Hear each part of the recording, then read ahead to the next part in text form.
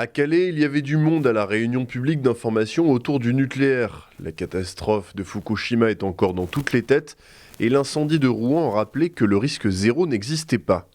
Je voulais être informée parce qu'on vit dans un contexte de risque, on en entend beaucoup parler, donc forcément, il y a forcément de l'inquiétude qui agit sur nous. On sait très bien que Gravelines, c'est pas loin.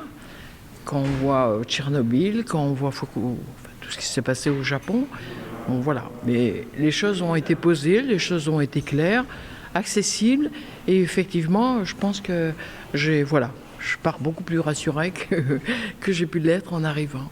Malgré les inquiétudes du public, l'autorité de sûreté du nucléaire se veut rassurante à ce sujet.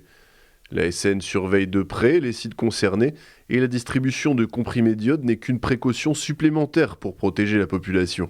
Les centrales nucléaires sont de plus en plus sûres au fur et à mesure qu'elles vieillissent. Pourquoi ? Parce que chaque fois qu'il se produit un événement sur une centrale, que ce soit en France ou à l'étranger, on demande des modifications permanentes qui visent à améliorer la sûreté.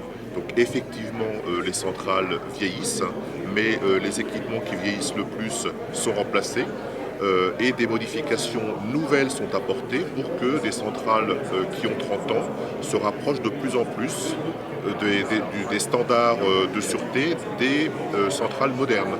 Point majeur du plan particulier d'intervention, les pastilles d'iode doivent être ingérées sur demande du préfet. Les personnes vivant dans un périmètre de 20 km autour de la centrale, informées cet été par courrier, sont venues nombreuses chercher ces pastilles en pharmacie, mais elles viennent souvent avec beaucoup de questions. Ah oui, énormément de gens qui viennent, beaucoup de questions, les gens se posent beaucoup de questions, ils viennent avec leurs petits papiers, leurs petits coupons.